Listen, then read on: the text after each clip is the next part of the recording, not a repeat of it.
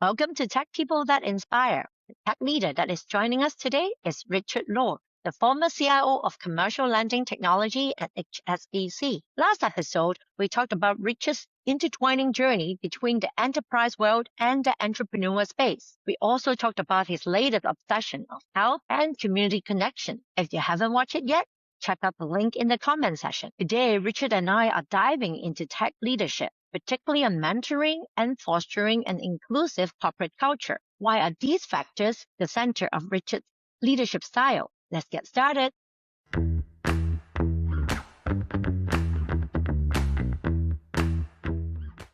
Richard, you're also an award-winning CIO, right? Like the CIO award from the CIO magazine is probably one of those most recognized ones in the enterprise IT space. But another recognition I see you proudly put on LinkedIn is this called the Mel Alley of the Year from the Women in IT. So you've been named, and you've been named not only once, but like 2 times as well. Can you tell us a little bit more about this recognition? Why does it matter to you? The first thing is that you can't nominate yourself. And so it's a very humbling, it was really quite an emotional thing actually, because it was my team, some people on my team who put me forward for both of those things. Sometimes you wonder if what you're doing is right, if are you on the right course, are you having the impact that you need? And so that third party validation, and they don't do it lightly. They go and talk to people and they interview people and they validate the nomination. So to have been awarded that recognition was like a real validation that what I was trying to do, and therefore what the people I was bringing on the journey with me was trying to do, was the right thing, and we were doing it in the right way. And what we were trying to do is it was just create an equitable workplace for everybody. And part of that is motivated very much by my own journey. I grew up in a small country town where very traditional values were held. Super smart and capable and creative women who didn't get the chance because they weren't allowed to have the chance. And that was sort of my first experience of the inequity of bias and the inequity of tradition. So as I started to build my career and I started to realize that this inequity and this bias exists for so many people. And it exists because of their gender and because of their ethnicity and because of their sexual preference and because of their physical ability and because of religion sometimes. And it's like a layer cake of challenges that mean that a lot of people out there don't get the chance to realize their full potential. And then when I went into large organizations and realized that as a senior person you have a platform, and then on that platform you can do two things. Number one is that you can communicate and share the values that you hold important and influence policy and decisions and the way that the organization works. And number two is that you can demonstrate it. And the number two is probably as important, if not more important, than the talking and the wah about how things need to change, because that's your opportunity to actually to prove your integrity and that and to prove to people that you actually mean what you say. And so when my team nominated me a couple of times and we won, because it's not just me by this stage, it's me and the people that I'm working with. It's good to know that what you think you're doing is what you're doing, and that you've had a positive impact on people, and that some people probably did get an opportunity that maybe 10 years ago they wouldn't have had. Yeah, I think that strive of equity you were talking about, like, has a long history, has been lying within you. And instead of, like in some companies, it's like the focus of the year that they are doing DEI in a sense. So a lot of them feels a bit more like force feeding it through, quotas and targets. We do understand, like as all executives do know that, like the importance of ROI, measurable returns. But how do you build this equity that is meaningful without looking too woke, in a sense? Because it does feel like that, like a few years back, wasn't it? The current tide of woke being a bad word and the diminution of diversity, equity, and inclusion programs. It's a bit of popularist nonsense that I think those who push it too hard will come to regret. Because whilst there are lots of noisy organisations that are out there saying, yeah, we've eliminated our DEI programs and blah, blah, blah, there's plenty out there that realise that it's not about a quota. It's not about I need to have 50% of people in a particular level in an organisation are women or are black or are left-handed or are purple or are, whatever. It's about having 100% of the people at any level in the organisation being the best and most qualified, most experienced person for their job, no matter what demographic they fit into. And the smart companies out there are just quietly getting on with it. Mm. I was delighted that Apple's shareholders they put the decision to eliminate their DEI programs to the Apple shareholder meeting, and the shareholders resoundingly rejected it, because not only is it morally, my view, morally wrong to do that, they also realise that it's bad business. Like, why would you eliminate 3/4 of your available available pool of top talent if simply because they're not what you think is the right gender or the right race or the right colour or the right sexuality or the right whatever? It's just, I'm getting off on a little bit of a rant. The thing that I can do is that I can remain consistent to my values. I can associate with and work with people who share the same values that I do, and I can continue to encourage anybody who has an aspiration in a career to press on. Instead of like making like a big loud program, it's more focused on just talent development and bringing like a unbiased and opening opportunities to Yeah, everybody in a sense, right? because the noise distracts from the work. What needs to continue to happen is that we need to create workplaces that are inclusive, that accept Mm. the fact that at different stages in their lives and their careers, women need to work in a different way to achieve the other things they want to achieve. If they want to be parents, if they want to be partners, then it makes sense to build organisations that will create accommodations for that reality. Because the other thing that I learned too is that many men want that as well.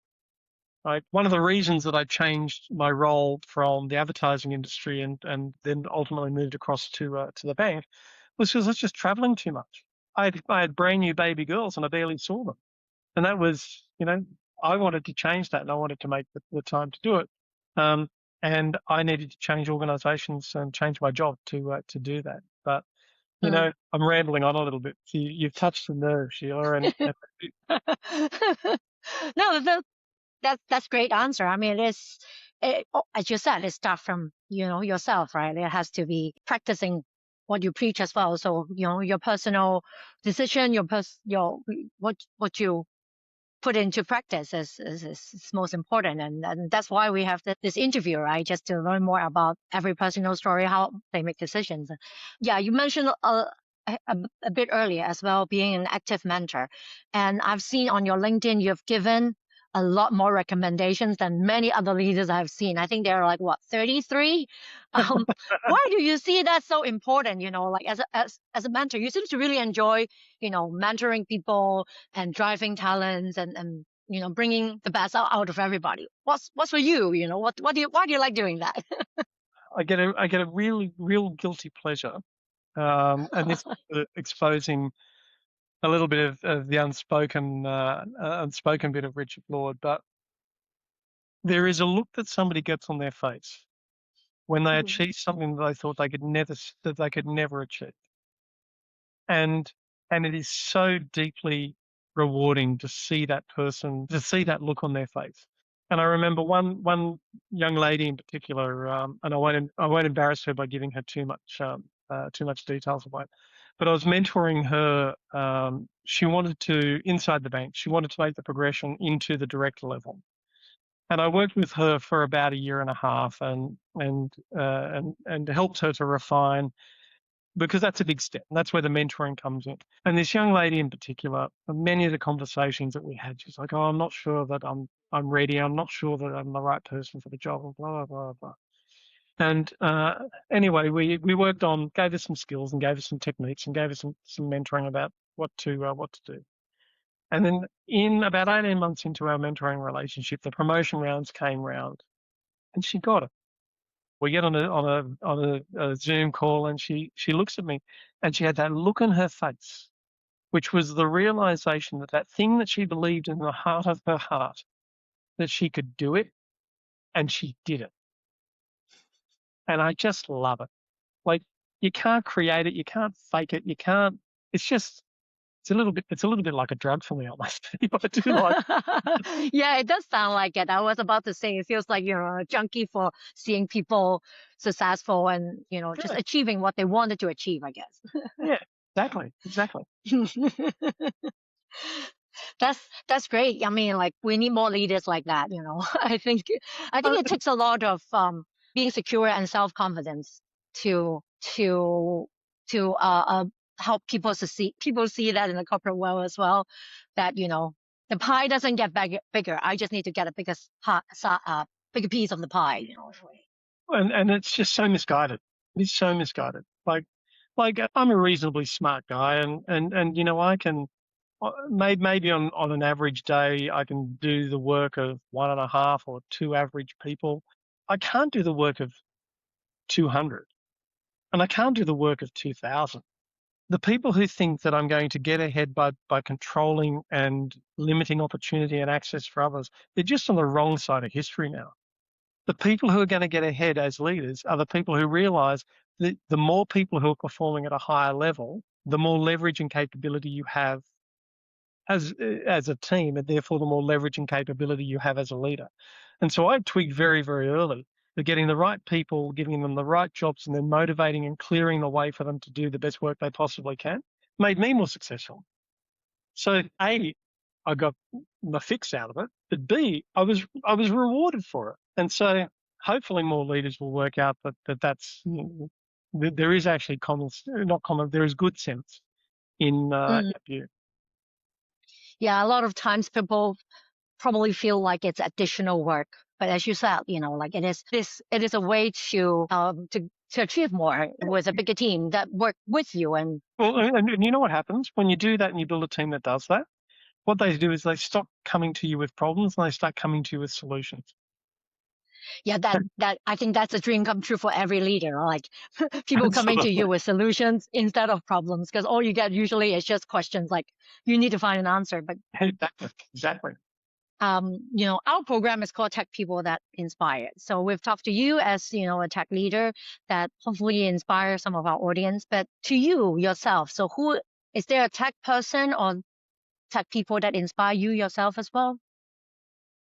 Oh, look, there are, and some of them are famous. They're defined by a common attribute, and the common attribute is their ability to collect and build high performing teams. And that doesn't happen by accident. That happens from great leaders who realize that the job of the great leader is to create the objective, to provide the resources, clear the pathway, and get the right people working on the project.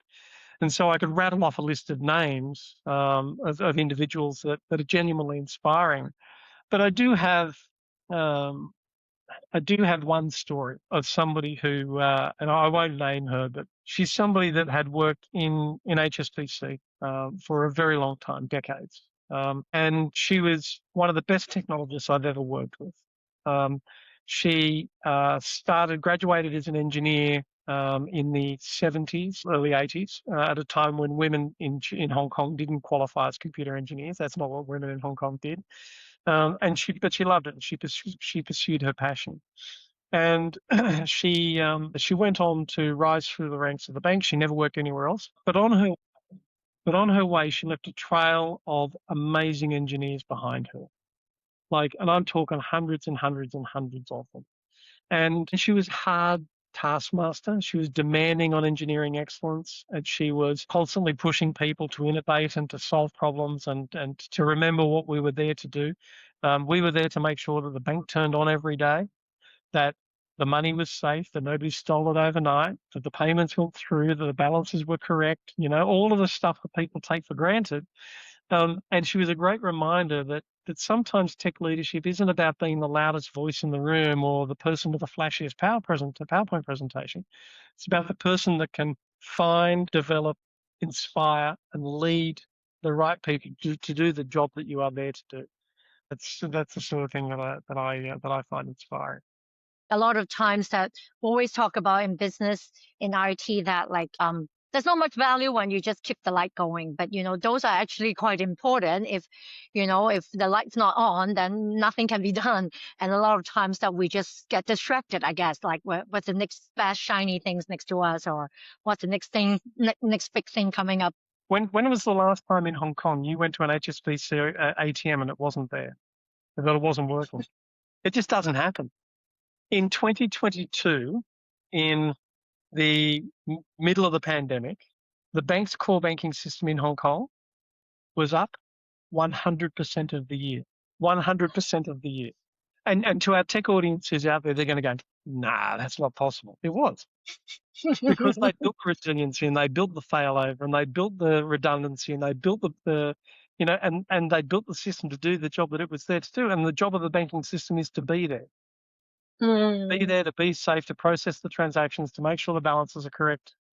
Sometimes it's not terribly sexy, but it's important work. I think a lot of people didn't think about it until something didn't work, and that's when people complain. Try going to the airport and the data booking system isn't working. And there are heroes out there that do that every day, and we just don't know who they are. This is really lovely. Thank you so much for talking with us today, and I really enjoy our conversation. Sheila, it's a real privilege. If I was to give a parting piece of advice, that is, embrace the change. Don't be scared of the change that is coming, because the change will come. Surround yourself with people who can help educate and inspire and energize you to do the best work that you can, and continue to strive to move forward. And if you get the chance to bring some other people with you along the way, then do that as well.